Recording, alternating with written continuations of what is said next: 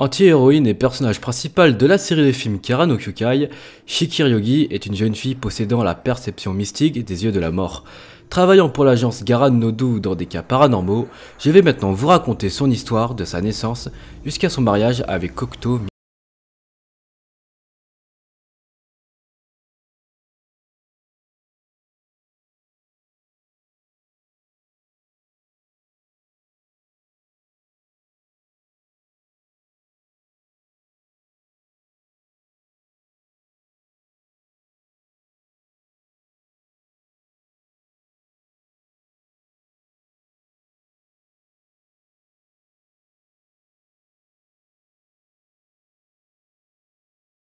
Février 1979 au Japon, dans la ville fictive de Mifune, d'un père yakuza et d'une mère au foyer, Shiki a grandi dans un univers assez traditionnel et conservateur des anciennes valeurs japonaises.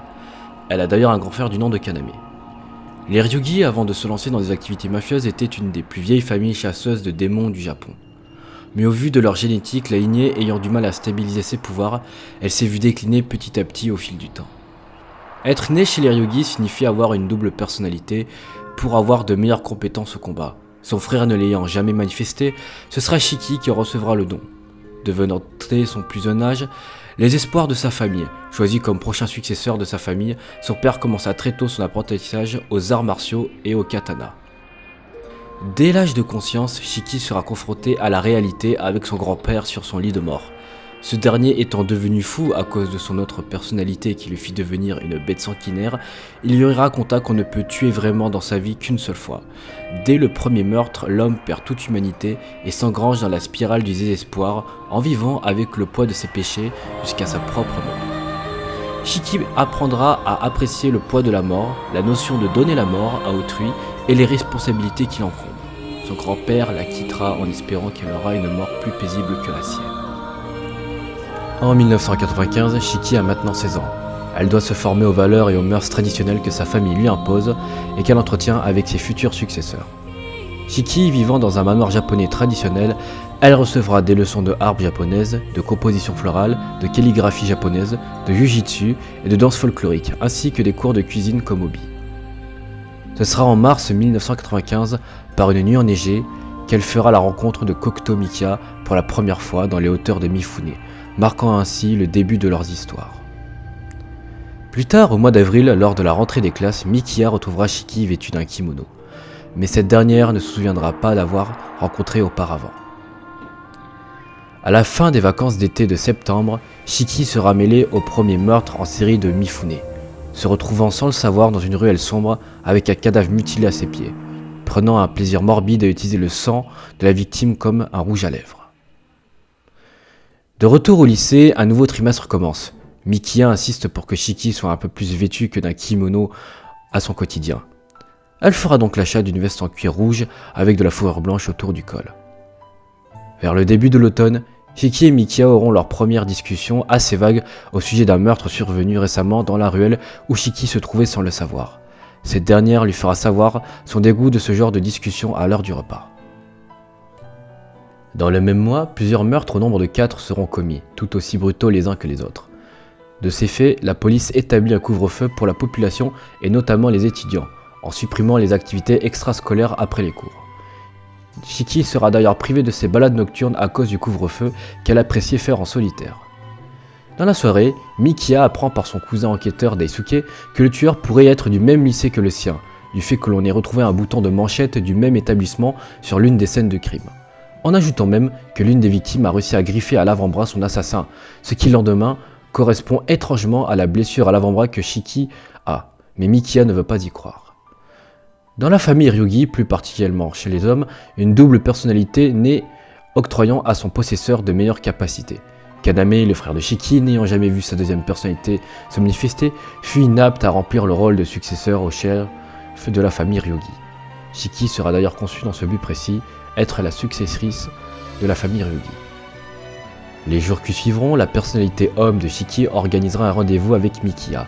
Shiki fille étant trop réservée pour proposer directement, elle passera par sa personnalité masculine pour lui faire savoir. Shiki homme se présentera à Mikia comme étant une personnalité assez opposée à celle que Mikia connaît. Jovial et gai, Shiki-Homme ne cachera pas à Mikia s'être récemment désynchronisé de sa partie fille, et qu'il n'est qu'une boule de négativité en proie à ses pulsions meurtrières. Ce que Mikia n'interprétera pas sérieusement au début. Le soir même, Mikia, perturbé par sa discussion avec Shiki-Homme, se rendra au domicile d'Eryugi et tombera nez à nez avec Shiki devant un cadavre décapité, l'éclaboussant de sang. Cette dernière le mettra en garde sur sa nature véritable. Shiki réussira à s'en tirer in extremis du fait que Mikia la couvrira auprès des autorités et de son cousin policier. Mikia campera régulièrement les soirs devant le domicile de Shiki pour l'empêcher de commettre d'autres homicides au dédain de celle-ci, ne comprenant pas les actions salvatrices que Mikia entreprend pour elle. Mais un soir, Shiki surprend Mikia dans le dos, couteau à la main vêtu d'un kimono rouge, et le poursuivra à travers la forêt de bambous qui entoure sa demeure. Réussissant à le bloquer sur la route, ce dernier ne voulant croire le vrai visage de Shiki, celle-ci implorera Mikia de dire quelque chose pour sa défense, ce que Mikia répondra par « Je ne veux pas mourir ». Mais au grand regret de Mikia, Shiki s'apprêtera à le tuer en lui disant que c'est plus fort qu'elle et qu'elle en a besoin, le fait de lui ôter sa vie. Ce n'était pas sans l'intervention de Suren Araya, un sorcier qui interrompit Shiki dans son homicide envers Mikia. Après une brève bagarre, Suren remarque que Shiki ne tue pas par plaisir mais pour fuir son destin, ce qui le fit rebrousser chemin et disparaître dans la nuit. Shiki, enfin dévoilé, fuit le regard de Mikia et prit la fuite en direction d'une autre route. Mikia la poursuivant, lui disant que malgré sa nature, il restera toujours à ses côtés pour l'aider dans sa quête de rédemption. Elle lui avouera que Shiki femme et Shiki homme ne sont pas si différents l'un de l'autre, et à part le meurtre, ils n'avaient jamais ressenti ce sentiment d'attention et de réconfort que Mikia leur procurait. Mais malgré tout, les pulsions meurtrières de Shiki homme sont tellement fortes qu'elle ne peut les combattre. Mikia ne voulant pas l'abandonner, Shiki voudra alors se suicider pour éviter de tuer la seule personne qui compte vraiment à ses yeux. Elle se jettera sur la route se faisant percuter par une voiture violemment. Mais elle échouera dans sa tentative puisque ce sera la personnalité de Shiki homme qui se sacrifiera à sa place pour lui permettre de rester aux côtés de Mikia. Après sa tentative de suicide ratée, Shiki sera emmenée d'urgence à l'hôpital où elle y restera 2 ans. Dans le coma, elle se retrouve entre la vie et la mort, dans le néant absolu, face à Alaya Shiki, ou l'origine. Mikia et sa famille lui rendront visite durant cette période, inquiets de peur qu'elle ne le reste pour toujours. Quand Shiki se réveillera, elle constatera des lignes rouges parcourant tout ce qu'elle tente de regarder. Ce sont les lignes de la mort. À peine effleurera-t-elle du doigt, en suivant la courbe des lignes, qu'elle se rend compte qu'elle a le pouvoir de détruire toute forme de vie organique ou matérielle possédant ces lignes. Effrayée, elle tentera de se crever les yeux face au personnel médical. Elle devra alors porter par la suite un bandage sur les yeux. Elle recevra quotidiennement des visites de Tuko à Ozaki, une mage diplômée de la tour de l'horloge, se faisant passer pour une psychologue qui s'occupe des postes suicidés. Tuko voulant expliquer la gravité de la situation de Shiki, celle-ci refusera de coopérer, encore marquée par sa tentative de suicide ratée et effrayée par son nouveau pouvoir. Tuko mentionnera que même si Shiki retire ses yeux, le pouvoir mystique des yeux de la mort sera toujours présent et qu'elle devrait commencer à s'adapter et à accepter son sort.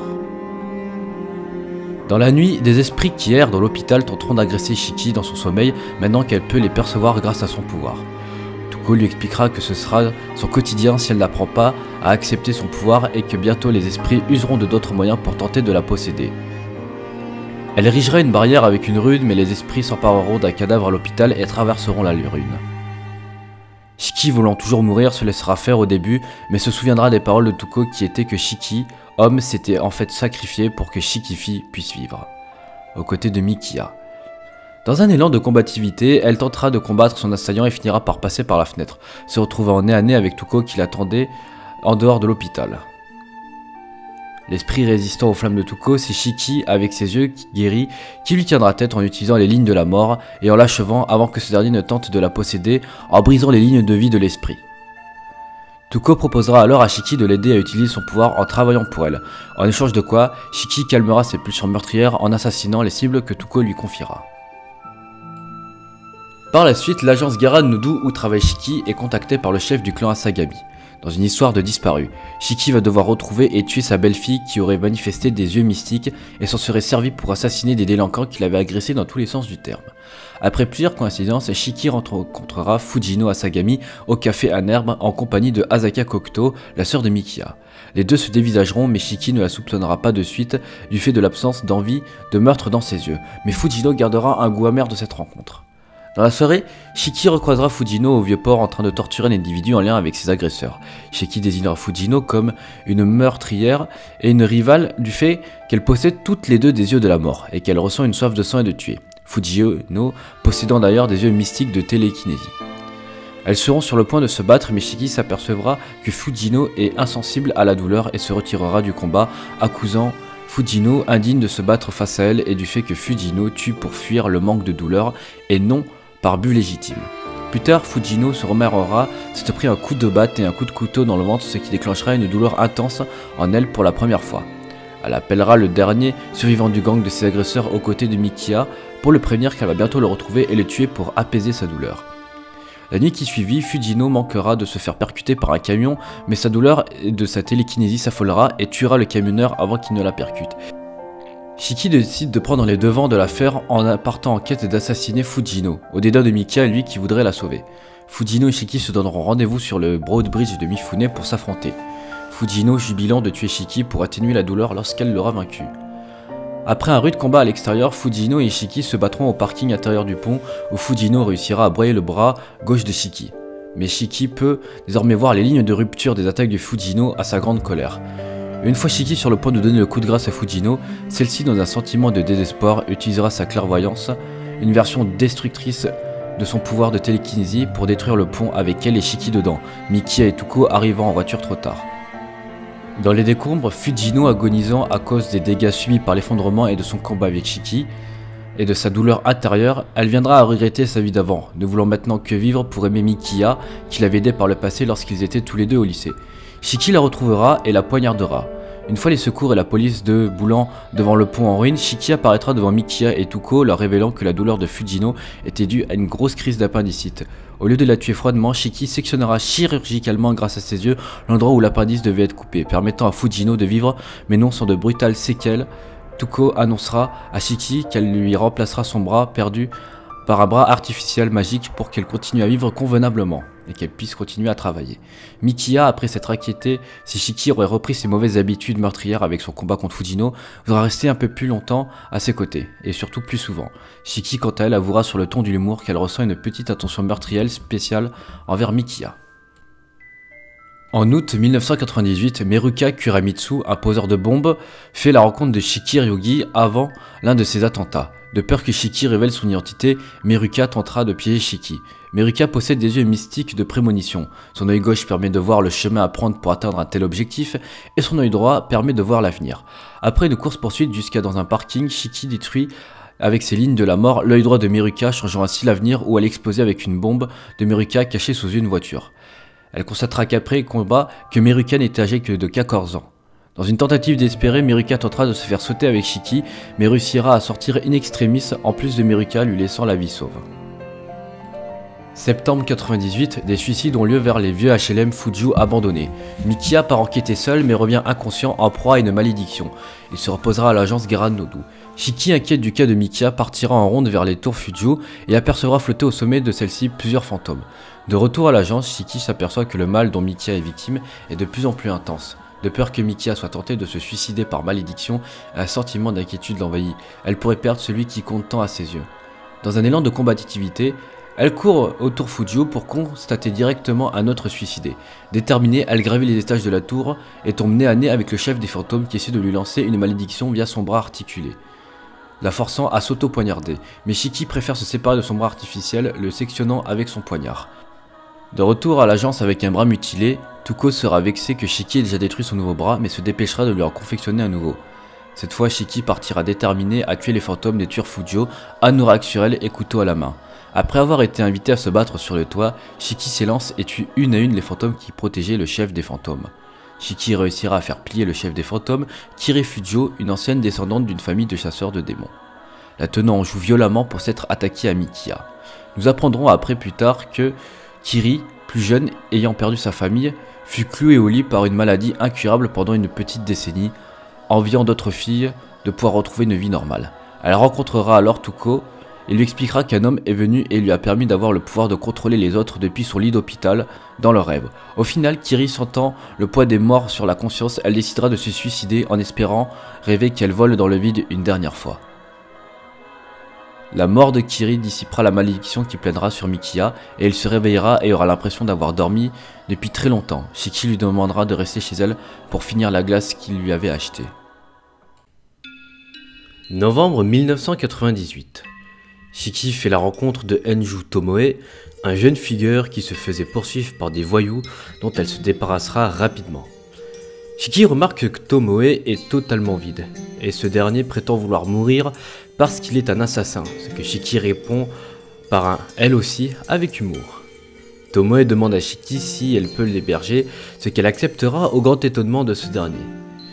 Tomoe remarquera que Shiki n'a pas de serrure, et étant serrurier, il lui en installera une même si Shiki n'en voit pas l'utilité. Par la suite, une routine s'installera entre les deux. Shiki sortant le soir pour faire ses promenades nocturnes, et la journée, Tomoe allant voir au centre-ville si on parle aux infos de l'homicide qu'il aurait commis. Un soir, Tomoe s'aperçoit que Shiki sort le soir pour chercher quelqu'un à tuer. Tomoe propose de lui-même se faire tuer par la main de Shiki, mais Shiki déclare n'avoir aucune envie de le tuer. Le soir suivant, Tomoe se déclare avec ses sentiments à Shiki, ce qu'elle prend à la rigolade. Tomoe insiste, mais Shiki le prend à la gorge et lui demande s'il serait prêt à mourir pour elle, pour tester sa sincérité. Ce que ce dernier accepte. Plus tard, elle lui demandera pourquoi il veut tant mourir. Il lui répondra qu'il avait assassiné sa mère, de plus qu'il fait aussi le rêve où sa mère l'assassine dans son sommeil et que c'est pour cela qu'il doit la tuer avant qu'elle ne le tue. Un peu plus tard, Shiki recevra par Tuko la mission d'enquêter sur la tour d'appartement Ogawa. Elle s'apercevra que la famille de Tomoe y réside. Alors qu'un soir, elle rentre chez elle, alors que Tomoe s'était absenté une semaine, elle le retrouve terrifié car il dit avoir aperçu sa mère en vie alors qu'il était censé l'avoir tuée. Shiki et Tomoe, avec le katana d'Eryugi que Tuko lui avait remis, partent pour la résidence Ogawa enquêter de leur côté sur ce mystère. Elle et Tomoe, à peine franchi le seuil du bâtiment, sentiront que quelque chose cloche.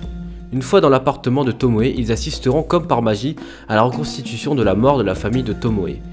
Shiki, comprenant que le bâtiment est conçu pour répéter la journée de ses habitants, elle amène Tomoe devant son vrai numéro de logement où Tomoe découvre le corps en décomposition de sa famille. Maintenant que la machination est découverte, l'hôte des lieux envoie les habitants zombifiés à l'assaut de Shiki et de Tomoe qui les exécute sans aucune peine. Au dernier moment, l'auteur de cette sorcellerie, Suren Araya, se présente devant Shiki et Tomoe. Il est celui qui était apparu 2 ans auparavant devant Shiki et Mikiya avant son accident. Araya explique qu'il a fait tout ça pour but d'atteindre l'origine en répétant le cycle de vie et de mort à l'infini, et aussi pour prendre possession du corps de Shiki. Un combat s'ensuit avec Shiki et Araya, mais du fait de l'ancienneté magique de Suren, Shiki n'arrive pas à percevoir les lignes de mort de Araya et se fait absorber par le bâtiment et est prise au piège. Tomoe, sous le choc, a juste le temps de prendre ses jambes à son cou et le katana de Shiki et de s'enfuir chez elle où il se fermera à double tour. Il rencontrera par la suite Mikiya. Tous les deux échafauderont un plan pour libérer Shiki et vaincre Araya avec l'aide de Tuko. Tomoe infiltrera le parking de la résidence où il constatera que tous les cerveaux avec les âmes des habitants sont retenus ainsi que la sienne, et que lui aussi était bel et bien mort dans l'appartement. Tomoe laissera le katana dans l'ascenseur pour que Shiki reprenne conscience, vu que le katana de Shiki est rempli de magie, il peut briser de puissantes barrières magiques. De ce fait, Tomoe espère que le katana brisera la prison qui retient Shiki dans le bâtiment. De son côté, Mikiya et Tuko feront diversion en affrontant Cornelius Alba, un sous-fifre de Araya. Tomoe se fera coincer par Araya et dans un dernier souffle, il laissera place à Shiki qui prendra le relais du combat avec son katana, mettant en mauvaise position Araya, au point qu'il se fera s'auto-détruire le bâtiment pour tuer Shiki. Elle le poursuivra en pleine chute libre pour le poignarder à mort au torse, mais dans sa chute, Araya déploiera une barrière pour se sauver la vie et sauvera en même temps Shiki de sa chute. Araya décédera de ses blessures face à Tuko et Mikiya. Shiki fera un rêve où elle rencontre Tomoe dans un restaurant. Alors qu'ils profitent tous les deux de leur séjour dans la salle à manger, ils sont soudainement appelés, se faisant enfin leurs adieux. Au réveil, elle entend Mikiya déverrouiller son appartement avec la clé que Tomoe lui avait passée. Mikiya fut surprise de voir Shiki réveillé et elle l'appelle l'intrus pour le taquiner. Mikiya informe Shiki de la démolition de l'appartement des tours Ogawa et Shiki demande avec embarras à Mikiya de lui remettre la clé de sa maison. Au mois de décembre, Shiki et Mikiya profitent de leur temps libre pour aller faire les prières lors des fêtes de fin d'année. Se remettant à peine de leurs précédentes affaires, ils se laisseront porter par la venue de la neige en haut du temple où Shiki taquinera Mikia sur son vœu qui est sûrement pour elle la paix dans le monde. Mais il n'en est pas moins que le bonheur de Shiki et de ceux qui l'entourent. Mikia et Shiki sont prêts à avancer main dans la main face à l'adversité et aux épreuves qu'ils rencontreront par la suite. Au mois de janvier 1999, Shiki est mandaté par Tuko pour faire équipe avec Asaka, la sœur de Mikia, à l'Académie Reien pendant les vacances d'hiver, au grand désarroi de Asaka qui a des sentiments envers son frère, et voit Shiki comme une rivale en amour. À l'Académie Reien, une enquête est ouverte puisque des fées qui volent la mémoire des gens en seraient la cause, ainsi qu'un curieux suicide. Malgré les différences de caractère, les deux arrivent à faire équipe, mais durant la matinée, Shiki remarque que Asaka est suivie par une fée qu'elle ne peut voir. Cette dernière la frappe et lui volera les souvenirs de son agression. Le lendemain matin, Asaka partira enquêter sur les lieux du présumé suicide. Elle rencontrera dans l'ancienne chapelle du vieux bâtiment Uji, une autre élève, et prieront la défunte âme de leur camarade de classe suicidé. À ce moment-là, Uji avouera avoir créé les faits à partir du corps de l'enseignant Hideo Ayama qui aurait poussé au suicide leurs collègues de classe pour se venger et dans un but précis. Asaka sera assommé par les faits de Uji et se réveillera plus tard en présence de Satsuki Kurogiri, le remplaçant du professeur Ayama. Étrangement, Uji n'aura pas effacé les souvenirs de Asaka. Shiki arrive sur les lieux et récupère Asaka. Les deux se méfient du professeur remplaçant qui n'a pas l'air si étranger aux événements récents. Shiki informe que les élèves de la classe de Kaori, la fille qui était suicidée, ont disparu. Asaka vérifie les lieux du suicide mais Kurogiri annonce qu'elle n'y trouvera rien. Sur les lieux du suicide, une partie du bâtiment est manquante comme si une explosion volontaire avait détruit la scène. Uji quant à elle a disparu. Asaka étant fatiguée par son accident, elle ira se reposer, tandis que Shiki recevra un coup de fil de Mikia, l'informant que Kurogiri, le remplaçant, est en réalité un mage du nom de la parole de Dieu. À son réveil, Asaka partira affronter Uji qui aura lancé un sort pour que les camarades de classe de Kaori se suicident avec de l'essence. De son côté, Shiki affrontera Kurogiri qui s'avère être le responsable des actes de Uji concernant le vol de mémoire et l'affaire des faits. Asaka affronte Uji à la vieille chapelle. Elle essaiera de la convaincre de renoncer au suicide de sa classe ainsi que du sien, puisque Uji utilisait les faits pour voler la mémoire des gens pour servir comme matériel de reconstitution de l'âme de Kaori, ainsi que de la sienne, quitte à mourir. Asaka apprendra à Uji que Ayama n'est pas mort des mains de Kaori, mais a fait une crise cardiaque due à sa toxicomanie. Mikia a réussi à comprendre la vérité, l'ayant transmis la veille à Asaka et à Shiki. Kurogiri ayant volé la mémoire de Uji, lui faisant croire à une autre vérité pour la pousser à attirer Shiki et à commettre les crimes à sa place. Il informera aussi Shiki qu'il était envoyé par Suren Araya avant sa mort pour lui restituer sa mémoire perdue d'il y a 2 ans à la grande frayeur de Shiki. Asaka réussira à stopper Uji qui avait perdu le contrôle de ses faits lors de son combat, mais de son côté, Shiki échouera dans la quête de neutraliser Kurogiri, qui lui réussira à s'enfuir, et ainsi qu'à lui restituer sa mémoire perdue lors de leur affrontement. Après le combat, Mikia informe Asaka que Kaori, que l'on pensait décédée, s'est en fait réveillée à l'hôpital, et qu'elle a réussi à s'en tirer indemne de son soi-disant suicide, et que les choses peuvent maintenant rentrer dans l'ordre. Shiki quant à elle partira de son côté. Ayant pleinement retrouvé la mémoire, elle a sans but, repensant à ce qu'elle avait toujours fui, la vérité concernant elle et Mikia. Février 1999. Peu après les événements à l'Académie Reien, une nouvelle série de meurtres similaires à ceux qui se sont produits il y a 4 ans font leur apparition à Mifune. Shiki et le cousin enquêteur de Mikia sont sur le pied de guerre. Mikia s'inquiétant de si Shiki a repris ses mauvaises habitudes. Shiki quant à elle patrouille dans les ruelles du quartier des affaires cherchant le meurtrier.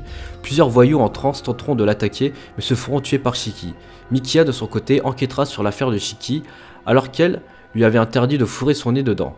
Shiki retrouvera l'auteur des crimes, il ne s'agit autre que de Ryo Shirazumi, un élève du lycée de Mikia et de Shiki qu'elle avait refoulé lors de sa dernière année. Après un combat brutal où Ryo déclare une nouvelle fois de façon macabre son amour pour Shiki, celle-ci arrivera à lui trancher un bras et il s'enfuira, menaçant de s'en prendre à Mikia, l'être qui compte le plus pour Shiki, l'accusant d'avoir atténué son côté meurtrier. Mikia lui arrivera à remonter jusqu'à Ryo grâce à d'autres dealers de drogue, puisque sur tous les corps de voyous ou toxicomores on avait retrouvé du LSD. Mikia fera face à Ryo chez lui, tentant de le raisonner. L'appartement de Ryo étant rempli de photos volées de Shiki, le sort de Ryo est scellé. Il avoue lui-même être irrécupérable. Il avouera avoir agi sur des directives de Suren Araya. Suren ayant ouvert l'origine de Fujino, de Kiri et de Ryo, Suren avait comme dernière carte en main Ryo, à qui il avait demandé de produire de la drogue pour pousser les consommateurs qui la consommaient à attaquer Shiki pour la neutraliser pour que Araya prenne possession de son corps. Maintenant que Araya est mort, Ryo n'a qu'une envie, c'est de capturer Shiki. Il s'enfuira par la fenêtre en utilisant sa dernière once d'humanité pour épargner Mikia, le prévenant que la prochaine fois il le tuera. Le soir, Mikia réussit à contacter Shiki pour la supplier d'épargner Ryo car selon lui on peut encore sauver le cas de Ryo. Mais Shiki s'adresse de colère à Mikia lui disant que depuis qu'elle a retrouvé la mémoire, pour elle c'est trop dur de résister à la tentation du meurtre et qu'un jour ou l'autre elle finira par reblesser Mikia ou son entourage. Elle raccrochera et partira en quête de tuer Ryo pour l'empêcher de nuire envers Mikia. Shiki arrivera à l'entrepôt de Ryo où un violent combat s'ensuivra. Elle se fera assommer et menottée par Ryo, sentant sa fin venir. Elle acceptera son sort, mais Ryo a entendu un bruit dans l'arrière-bâtiment. C'est Mikia qui est venu à la rescousse de Shiki. Ryo bondira sur Mikia, le blessant à la jambe. Mikia voulant toujours sauver Ryo, il s'énervera et le blessera au visage à coups de couteau. De son côté, Shiki attendant sa fin venir, elle prendra conscience de tous les moments passés avec Mikia et de sa vie quand elle n'a pas à combattre, et en vient à regretter ces moments de paix et de tranquillité qu'elle partage avec celui qui compte le plus pour elle. Elle se tranchera le pouce de sa prothèse pour pouvoir se libérer de ses menottes. Elle partira sous les yeux de Ryo en quête de rentrer chez elle pour retrouver la chaleur de son foyer ainsi que Mikia. Voulant l'épargner à la base quand ce dernier lui dira que Mikia était en fait venu ici et qu'il vient de le tuer, la colère et la rage montera en elle et dans un dernier élan de combativité, elle affrontera Ryo le tranchant en deux grâce à ses lignes de la mort. S'effondrant d'épuisement au sol, quelques instants plus tard, Mikia lourdement blessée réussira à ramper et à se relever pour aller retrouver Shiki, la prenant dans ses bras. Épuisée, elle lui demandera s'il lui en veut d'avoir tué son ami. Mikia répondra avec sarcasme qu'il est fâché, bien sûr, mais rassuré qu'elle soit en vie. Dans les jours qui suivirent, Mikia apprendra la perte définitive de son œil. Mais maintenant que toutes les menaces ont été éliminées, elle peut pleinement profiter de sa vie aux côtés de celle qu'elle aime le plus, Cocteau Mikia. Elle promet que sa main qui tenait son couteau jusqu'à maintenant servira désormais à tenir la main de celui qu'elle aime le plus. Et rien d'autre. Remontons le temps plusieurs années en arrière. Les nuits de janvier 1996, quelque temps avant sa mort, Shiki Homme profite de la nuit pour s'éveiller et se balader en ville cherchant de potentielles personnes à tuer. Au fond de lui, Shiki Homme se rend compte que ce qu'il veut le plus est le bonheur de Shiki Fille. Il doit disparaître pour cela, pour que ses pulsions meurtrières s'en aillent de son corps. Il croisera la route de la mère de Mifune, une voyante au pouvoir de prémonition. Voyant une potentielle cible, selon elle, elle lui proposera de lui lire son avenir et selon sa réponse, il la tuera. Au final, la diseuse de bonne aventure lui annoncera qu'il quittera prochainement le monde des vivants, mais que son rêve secret perdurera et se réalisera. Désorienté par cette révélation, il comprit qu'il devait accepter la mort de sa personnalité pour que son rêve se réalise, celui que Shiki soit heureuse aux côtés de Mikia. Il rentrera heureux que son rêve se réalise avec un sourire acceptant la fatalité de son destin. Quelque temps après les événements entre Ryo et Shiki, Mikia marche tout seul sur la route enneigée dans les hauteurs de Mifune, là où 4 ans en arrière il vit pour la première fois Shiki. Au même endroit se tient Shiki, en kimono de soie blanc, les deux se croiseront du regard et entameront un long monologue. Mikia apprend que la Shiki qu'il a sous les yeux est la troisième et vraie personnalité de Shiki Ryugi. Elle apprendra qu'elle aurait dû être tuée par la contre-force en raison de sa connexion avec la racine, mais la famille les Ryugi l'a maintenue en vie grâce à la magie. Lors de la naissance de Shiki en tant qu'être humain, la troisième personnalité de Shiki a remarqué qu'elle était vide et dénuée d'âme. Pour cela, elle façonnera une personnalité fille ainsi qu'une personnalité garçon pour le corps de Shiki, pour répondre aux attentes de la famille des Ryugi. Et elle se cachera derrière eux, ne dévoilant jamais à leur jeu sa véritable identité. Shiki 3 étant le corps et Shiki fille et garçon étant l'esprit, elle est donc la Shiki d'origine. La Shiki à l'origine de tout, et la Shiki originelle. La raison pour laquelle le troisième Shiki voulait rencontrer Mikia était parce qu'elle pouvait, et elle voulait exaucer les souhaits de Mikia. Cependant, Mikia déclarait qu'il était satisfait de sa vie actuelle et qu'il ne désirait vraiment rien d'autre de spécial. Shiki 3 a fait remarquer qu'il était bizarre, car elle pouvait souhaiter réparer les dommages que Ryo lui avait causés. Elle disparaîtra devant Mikia, et s'en ira au gré de la neige qui tombera sur les hauteurs de Mifune.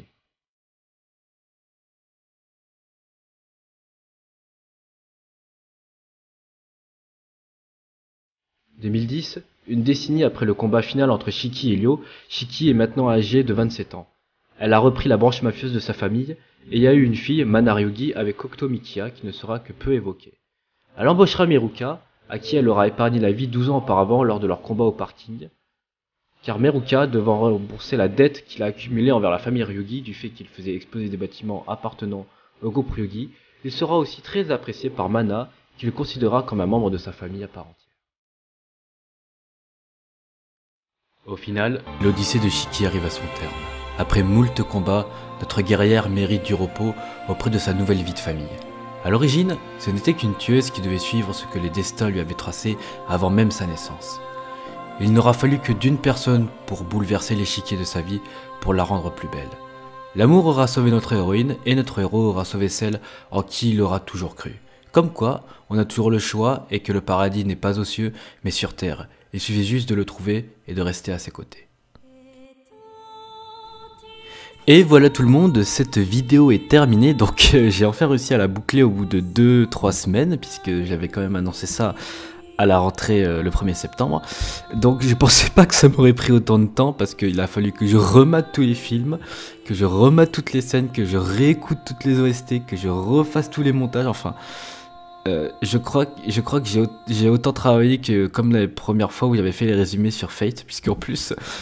Maintenant que j'ai, on va dire, un peu maîtrisé Premiere Pro, hein, quand il y aura le prochain film Evansfield, le dernier film Evansfield qui sortira l'année prochaine, putain, je crois que je vais faire des nuits blanches. Non, franchement, je suis vraiment content d'avoir fini cette fiche de personnage de Shiki Ryugi. Donc, je l'ai choisi puisque justement, c'était l'un de mes personnages préférés du Nasuverse, avec bien sûr le roi Arthur et un peu Okita, voilà. Et c'est celle aussi que je connais le plus, et surtout que aussi je trouvais qu'il y avait un côté plus humain que d'autres. Enfin, il y avait vraiment quelque chose à raconter vu que c'était pas un servant.